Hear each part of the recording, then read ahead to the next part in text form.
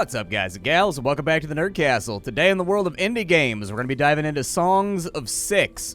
This game has a lot of influences, and honestly, it's like really hard to describe, but effectively, this game is RimWorld.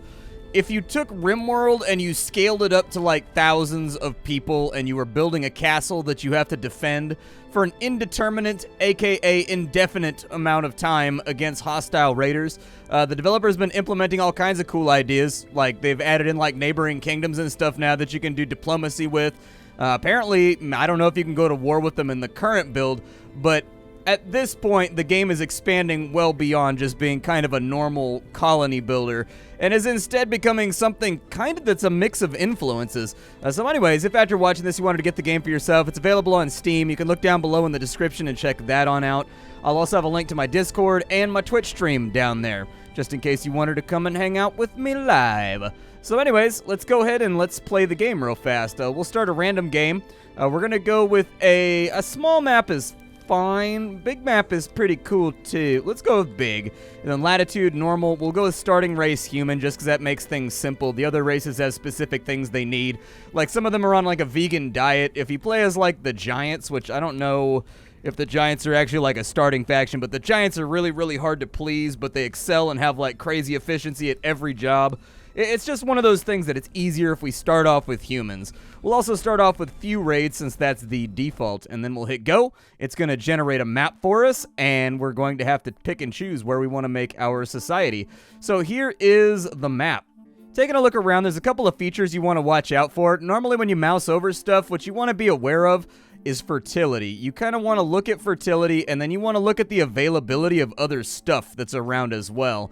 So like right here, we've got 87% fertility, which means that crops grow pretty good over here because it's nestled in between two rivers. Kind of a Nile Delta thing going on. And then on top of that, you've also got zero, but we've got nothing else. So like this little area right here only has 1% clay. That is 5% clay and 2% gems right there, but there's also like a city right there, I think. What I like to look for is I like to look for an area that's kind of like next to a mountain, but is also next to a river. That tends to be the way that I look for stuff. And honestly, I think this little nook right here is not bad. It's got no clay, which kind of worries me. That's got clay right there, but clay is always going to be kind of a limited resource, I guess, no matter what we do. I'll probably go with something like right here then, with the river dividing the land. That'll also make for a very nice, like, defensive area as well if we build along the river, so that seems pretty good to me right there. So we've got a river running through it, we got a mountain on the right. Hopefully when the map comes up, we'll actually be really defensible so that we won't have to worry about raids coming from multiple directions or anything else like that. So here we are. This is the map. The little green triangles, those are going to be like foraging areas, and then the little red, did I say triangles? The little green rectangles, or the green squares, those are going to be forageable areas. The red squares are going to be like hard goods, things like ore, gems, clay, all that kind of good stuff. And so anyways, we can have a look around. You can see what's going on. You can see we've got a pretty good collection of deposits down here, although I don't really know what's down here. I would suggest that you take a look. So there's clay over there. It looks like, what else do we have? We've got like a, what is this right here? That's going to be a gem deposit. That's actually pretty cool. Okay. What is this over here? We've got Scythalon ore, and Scythalon ore. I actually don't know what Scythalon is, in all honesty. My experience with the game is somewhat limited. I've played for like a couple of hours just to like acquaint myself with the controls so that I can show it off effectively. But a master of this game, I am definitely not. So there's normal ore up there. There's normal Scythalon over there. There's stone deposits on that side. What is this little nook right here? The reason I'm taking my time with this is that it's actually really important with your starting area. You want to be like in a really good spot. But I think like this is our guy over here. I mean, we've got gemstones. We've got clay across the river, although I think I'm going to have to build a bridge to access it. That's okay.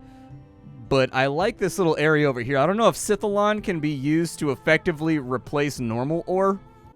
I actually think I regenerated the resources on the map, which you can do. I think we're actually in pretty good shape. You click this little button right here if you don't like the layout of all the resources. But with what we've got going on right now, so we've got ore on our left and we've got coal on our right, which sort of takes care of a lot of problems because ore and coal are kind of those two things that can really stopgap your progress if you don't have access to them. There's gem deposits in the water, which kind of sucks. That's not going to be useful at all. But everything is on our side of the river, which fills me with joy. And that's our clay pit right there. That's a pretty good clay pit. I think if we set up sort of like... The clay pit is the real problem here. I think that's really the only issue with this map. Is that clay right there? Oh, that's clay right there. Never mind. We're good. Okay, so we will start off up here. And so I'm going to go ahead and I'm going to place my castle right there. And so that's the beginning of the game, and now we get to the fun and the sticky bits. At the beginning of the game, we've started out with a decent stockpile of stone, we've got a little bit of wood, we've got some rations, we've got a big pile of fruit. I would suggest the first task that you undertake in this game is going to almost always be to put in, like, a big farm, basically. I like to go like this and make a fruit farm. And then it's going to cost us 16 in order to seed this. That is going to hurt our food. But hopefully our immigration, we've got enough rations to last a little while. So I'm going to go ahead and make a big old fruit farm right there. And you can see all of our villagers standing around down here getting ready to do tasks. They should chop down trees and stuff as a matter of course when putting this down. So I think we should get some resources and stuff while clearing out this field. Yeah, it looks like it. There it is right there. So this is also going to have like a double-edged sword thing going on where we're clearing out our farmland, but we're also getting rid of all these pesky trees that are really like clogging up our society and getting in the way of everything. Those are Dormitories birds right there. Apparently we can eat those. I guess they're like flightless. They're kind of like, I don't know if they're supposed to be like flamingos or what they're supposed to be. But anyways, there's some kind of flightless bird that lives all along the periphery of our village along with aurochs, which are basically big-ass cows. The UI. So this game does have a UI that's kind of like all over the place. We can briefly talk about stuff. Over here, you've got your population, the amount of people actively working. You've got the overall happiness of your colony. This right here is how many slaves you have in your employ, if you can even call it that. This game takes place in kind of a grimdark, low medieval universe, basically, like just after the fall of the Roman Empire, basically. We've got how many people are trained to be soldiers. We've got our treasury. We've got how many goods we have for trade out here. And then we have our knowledge, our absolute fuel units, and then the amount of law that's in the area. So if this falls too low, basically people will give in to villainy and you'll have like an outspurt of like thefts and murders and stuff like that that you just gotta kind of deal with as time goes along, in all honesty.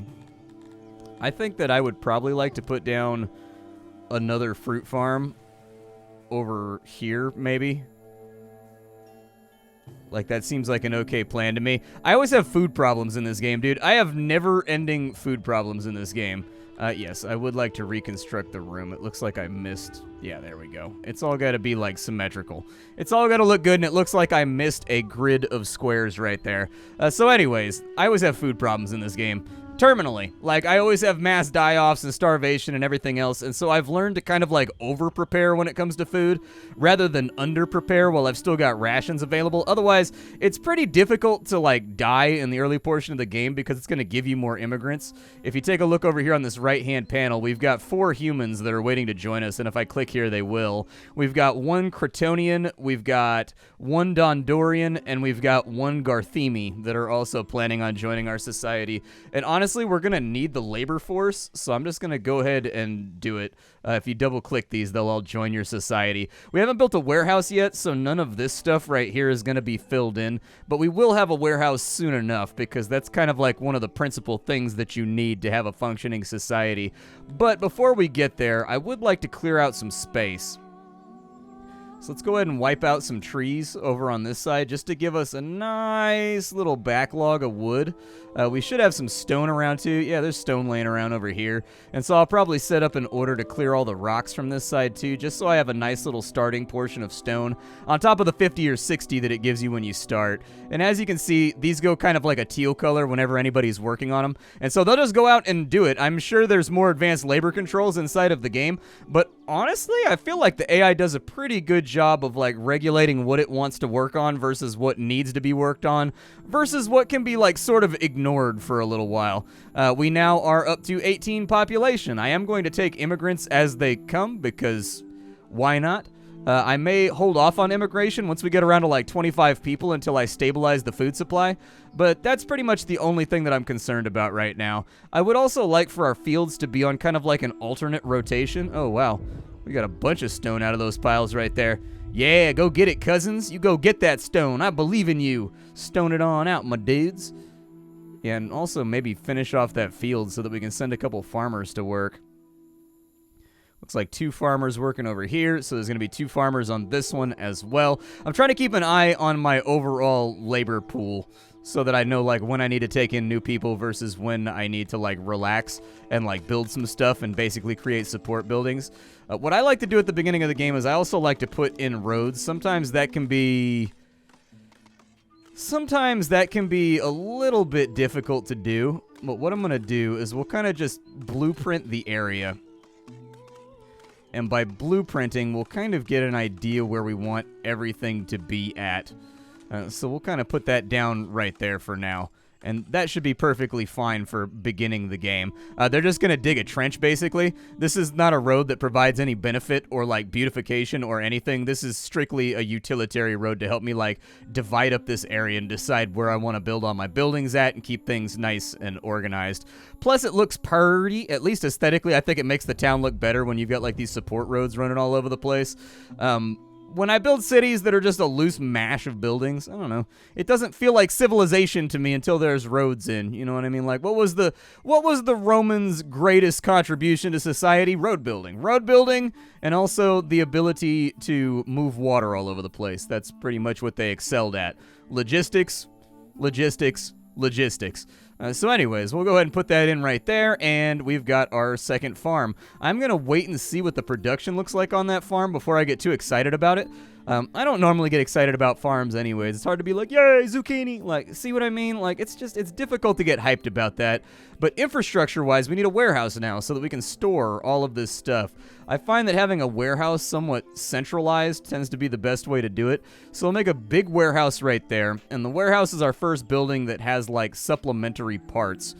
So anyways, when you're placing the supplementary parts, the little part with the arrows right there is where the stuff goes, and then the little square is where they interact with it from. It can be a little bit counterintuitive sometimes and confusing, but what we'll do is every single crate is going to expand our amount of storage.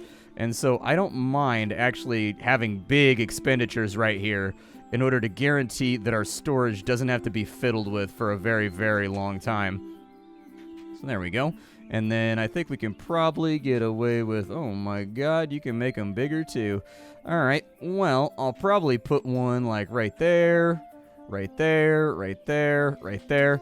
And then we need to put some doors in too. So the doors can go like right there and right there. I think that sounds okay. You've got a bunch of options you can fiddle around with over here. You can choose what material the building's made out of. You can tell it to auto-build walls unless you want the building to not have walls and basically just be like a scaffolding that anybody can enter from any direction. Doorways are right there. Remove doorways. You can also expand the room. You can expand the room over structures. You can shrink the room, and you can remove items from the room like crates and whatnot. So anyways, the building system does look complicated, but there is like a logic to it that you will get used to. One person died of heat exposure. Fair enough. I mean, I told him not to rub the campfire on his eyeball, but he did it anyways. I mean, you can't give good advice to bad people. Yeah, good advice bounces off of bad brains. It is what it is. Like, what are you gonna do? You can't convince somebody to logic their way out of a situation they're not gonna logic their way into. You know what I mean? Like, if the man wants to rub his eyeball, if that is his aspiration to rub his eyeball, you know, on the campfire, then, you know, who am I to get in the way of a dream? He's got a dream. He's got a dream. And there we are. Our first little warehouse is all nice and set up. Now, the dark side to this. Now we got to set up our storage. So I think we're going to need storage for like 500 fruits. I'm not going to fiddle with anything we don't actually have right now. So we'll go 500 of those, 500 stone.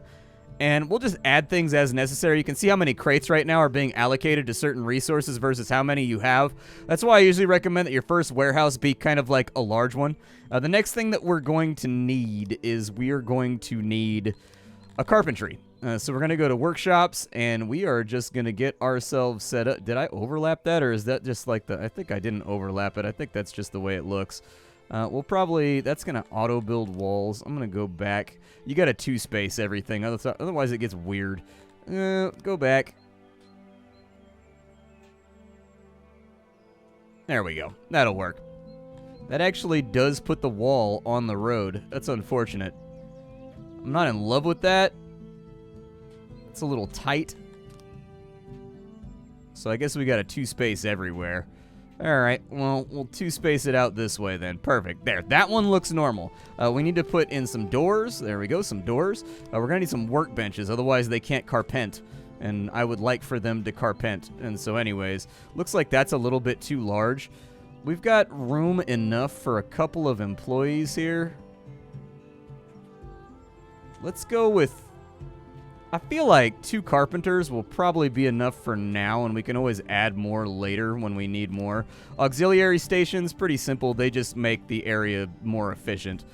So I'll put in a couple of auxiliary stations right there, and then we'll go ahead and finalize that so that they'll start building it. And what you'll see is they'll start grabbing some of the resources from around and throwing that all into place. And actually, I think one of the most satisfying things about this game is watching stuff get built. Just watching the little dudes iteratively go through and construct this building that you're putting together is very, very satisfying. This place is going to take wood, and it's going to convert our wood into furniture. We can't build a dormitory for all of our people to sleep inside of until we have furniture, because beds are furniture. I know.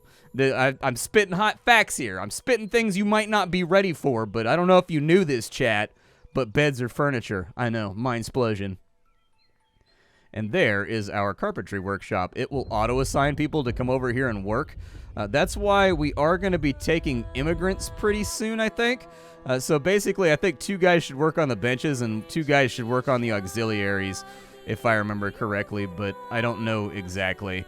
They might also work in rotating shifts. I'm not really too sure. At any time, you can right-click to see what resources are around, and it will actually mark them with some of this stuff on here.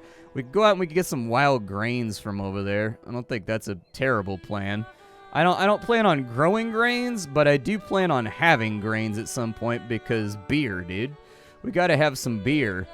We've got a few more people that have died. We haven't had more immigrants come on in. Apparently the old heat exposure is getting everybody. Pretty sure we can fix that by putting in a well. So that's what I'm going to do next. We'll put a well we'll put the well right there next to the castle so that I have first access to the water so that I get it first. Everybody gets the king's backwash. The king does not receive the peasant's backwash. It goes it's like water flowing down a hill from the top to the bottom. The backwash chain begins at the top and then goes down to the lowly. I don't know, who was lowest in medieval society? Charcoal burners? Charcoal burners and tanners and executioners?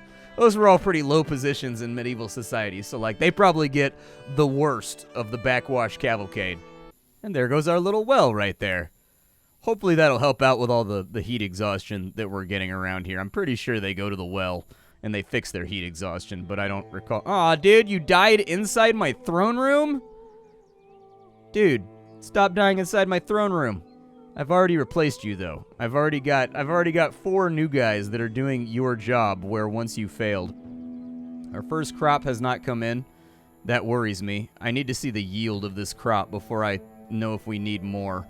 I'm going to add 2 more humans to the pile, because why not, dude? Every empire needs a few more bodies to fill out the ranks. I really hate this building. I hate it a lot. But I don't want to go back through and shrink the building.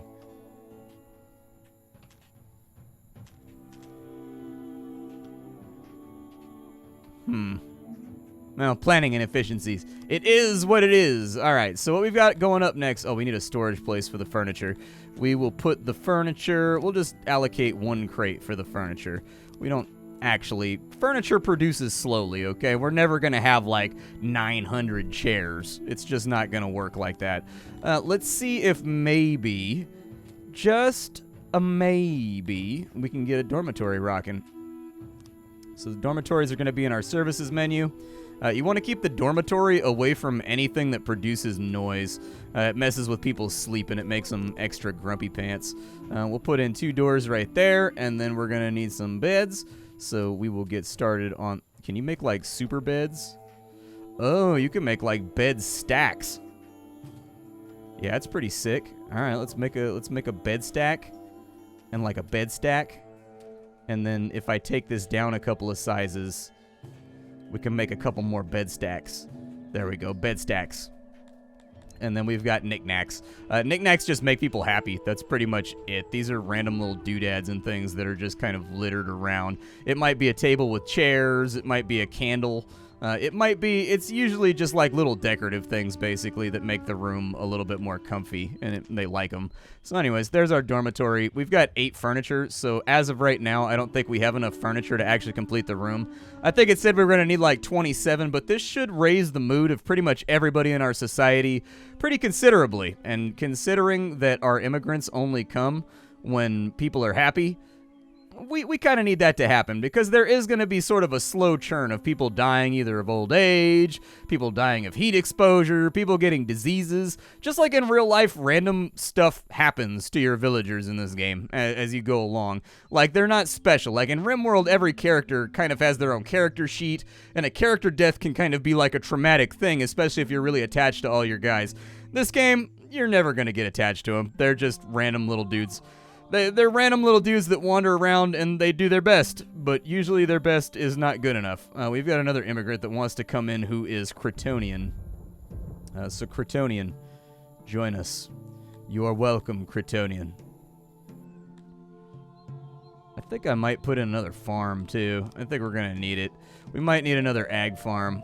I'm noticing that our food supply is somewhat shockingly lax. All right, so I'll put you in right there. We don't have any fruit with which to plant this, so all they're going to do is prep the field first. But once this harvest comes through, they should be able to move everything over. We don't have, like, a ton of rations left. We've got, like, 60 or so. But we should have enough left over after this harvest over here to both plant and then also to... Do I need to expand this? Yes, let me... There we go. Just get it all to line up. Perfect. Is very nice. That's a beautiful field. You've all done very, very well, and I'm proud of you. We could think about getting a hunter, actually, because we have all these birds and stuff around. We might be able to drag something in off of that. Let's go with... I'm going to add some meat storage over here. Yeah, dude, let's make this a little meat lockery. And let's take a look and see if we can find anything that allows us to go and kill birds and whatnot and, you know, get fed. Yeah, there's a hunter right there. Yeah. Let's put in a little hunter shack. Why not? Does the hunter shack produce noise? I don't know if the hunter shack produces noise. We'll have it be like back here, and we'll just make it like a little 8x8. There we go. That works. You need a hunter's work. Oh my god, that thing is massive. Okay. There we go. Put in a couple of those. I don't know if we need an auxiliary station this time around. I just don't know if that's necessary. You can auto-build walls around it. We'll put in some doors over here and some doors over here. There we go. Perfect. And once we've got the hunter shack, they should go out and shoot all these critters. That'll give us hides, and that'll also give us food that we can play around with. Because, like, one of the big juggling acts in this game is purely just the logistical portion of the game. Looks like Hunter Shack is a go. So there should be plenty of people now cruising around. We've got 2 employees that can work here. Okay. Sounds like a plan. They'll go out and start shooting some birds and whatnot. Jag Scullion. We got a giant, by the way. A giant joined our society. Giants are usually kind of cantankerous and difficult to please. They tend to be like a general purpose grumpy pants. But they can do every job with, like, tons of efficiency. Like, they're really good at everything. And so that's sort of the balance. You may notice that the happiness falls off pretty fast with your giants. It's because they're just predisposed naturally to being grumpy. I mean, I fall victim to the same thing, so, like, who am I to judge? You know, like, I get it. I get it. Sometimes life is disappointing. We'll go ahead and put in a little road right there, too, just to connect them to greater society. And our hunters are going to work right now, actually. We're making a whole bunch of food. Very nice. We may not have to rely on the fruit harvest at all. It looks like we got... Actually, the fruit harvest came through pretty good. We had 162 fruit left over after we planted our 3rd field. So I think our food is going to be okay for a little bit. We shouldn't have any mass starvation die-offs. It looks like 1 person died of heat exposure, but, like, what are you going to do? Like, that, it happens from time to time. They just can't keep the old retina away from the old campfire. They just can't help it. It's this thing that we keep warning them, and just, we put flyers up. We put PSAs on public radio. It's just nobody listens to me, dude. Nobody listens to me. Now, we've got ore over here. That means if we were able to clear a lot of this, we might be able to put in an ore mine, which I think is probably our next most intelligent thing to do. So we've got an ore mine right here. The ore mine has to be over the top of ore deposits, but also kind of off the ore deposit too. So that'll work right there. Storage-wise, we need to put in a processing area where they can stack up all the stuff, and then maybe I'll add like an auxiliary right there, but... Oh, the auxiliary costs iron. Okay, I don't have iron, so we'll just go with the workbench for right now, and later on we can make this place a little bit more efficient by adding the auxiliary benches. But this is going to start providing us with a little bit of ore, which is actually pretty important, because eventually raiders are going to come knocking on our door. They are not going to be friendly or kind about it, and weapons are made out of metal, and we need to have those. And so anyways, there you can see there's going to be 6 employees over here that are going to be sort of rattling around. We've got many, many immigrants coming in, so that's good because we need the workmen. And as you can see, they're going to start to stack up ore on this side. The other thing we're going to need is we're going to need coal. And I think the coal was like all the way up in that corner over there, which kind of sucks. Like I'm not in love with that, but sort of to me feels like it can't be avoided for right now. I can send people over here to start mining away this wall to expose more of the coal. It's gonna take a long time though, so digging in this game is not like digging in RimWorld. Digging away mine walls and whatnot takes forever. Like, it takes a really, really long amount of time. And so I wouldn't expect for this to be done by the time we get sort of to the end of the episode. Like, it's gonna take them a while over there, especially with the transit time and the walk. I'm sort of hesitant about assigning a ton of people to work over there. Let's keep that going down that way. We'll keep that going out that way. Just expand our road network a little bit. There we go. So that we have a rough idea where we're going with all this. This is one of the reasons why I play on small maps, is playing on small maps. When you play on big maps or you play on huge maps, the issue that you tend to run into is that, like, unless you get a really good map seed, one of the resources that you need is going to be really, really far away. And you're not going to have a great list of resolution sources to get that fixed. Like, you're basically just going to have to hoof it, or you're going to have to rely on traders and the market in order to get that one thing. I don't like doing the second part because that can be costly, but in the first case, it can be done. They're just idling. Yeah, by the time they get over here, they're already tired. Looks like they've dug away one chunk so far. Other things that we're going to need. We're going to need a latrine. That's the other thing that I haven't built yet. That's going to be one of the fundamental, not infrastructure, but services that you really want to get up and running as much as you can. So we've got, yeah, we'll go with like a 2 spacing over here. Latrine's going to have to be a little bit larger. We are going to have that auto-build walls around it. We'll put in a couple of doors over here. I may run a road through the back and then add a door right here too so that there's multiple points of access.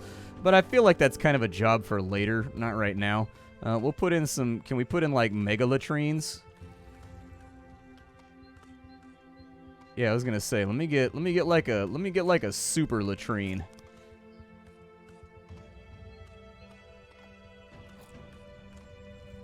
So it looks like I can get one in right there. And it looks like I can get another super latrine in, like, right there. And then basins-wise, let's just kind of shrink these down.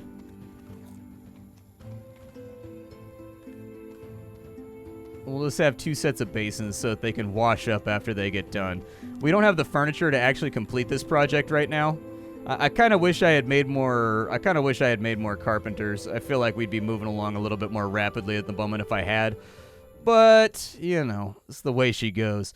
Meat is a food source. I don't know if they'll eat the meat raw, though. One of my favorite things about this game is how the stacks change as you have, like, more or less of a resource. I actually really, really like that. We're going to be pushing up to, like, 150 people. That's where I'd like to be. That's when the raids should begin, so by that point, we probably want to have at least half of our population trained to be like militia spearmen.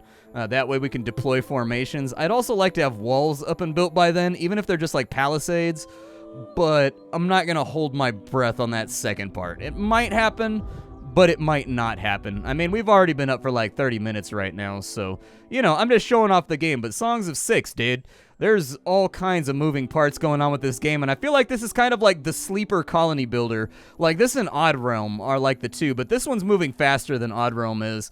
But anyways, Odd Realm and Songs of Syx, I think, are the two sleeper sort of colony builder sim games on Steam that don't really get as much love as they deserve. This game has been out for a little while. It's in early access. It's still being developed, but the developer is adding chunky portions of things to do to the game. Believe you me. So anyways, my name is Splattercat. I sift through the pile to find what's worthwhile in the world of indie games every single day so that you don't have to. Today up on the chopping block, we had ourselves a little bit of Songs of Syx. Later on, we'll have something else. Oh, there's a slaver here. I don't have any money, so unfortunately the slaver is not going to be that helpful at the moment. No matter how helpful I would prefer for him to be, he's just not going to be helpful as of right now. We have 4. That's all we've taken out of the mountain is 4 ore? Really? That's it, huh? Why are people not working on the ore mine? My body is filled with vexation. On the plus side, our coal mine is now officially dug out, so what I would do after this point is we would make a smelter to start making steel ingots or metal ingots. That way we can start doing more advanced buildings, and also we can start out making weapons so that we can get our entire population militia trained, and then from there we can also recruit a corps of like 50 to 60 guys that are just career soldiers. Like, they are the veterans, you know. They're going to be the shock troops that are in the hottest part of every fight so that they level up faster, so that they get stronger. Your characters and your regiments in this game, they do level up. They do, like, get better at their jobs. They do glean XP from being, like, in the fires of war. And so, anyways, that would be my next goal, but as of right now, we're out of time for the day. So my name is Splattercat. I sift through the pile to find what's worthwhile. I already did the spiel. I will see you all tomorrow with whatever comes off the indie skillet. Take care, and I hope you have a great day.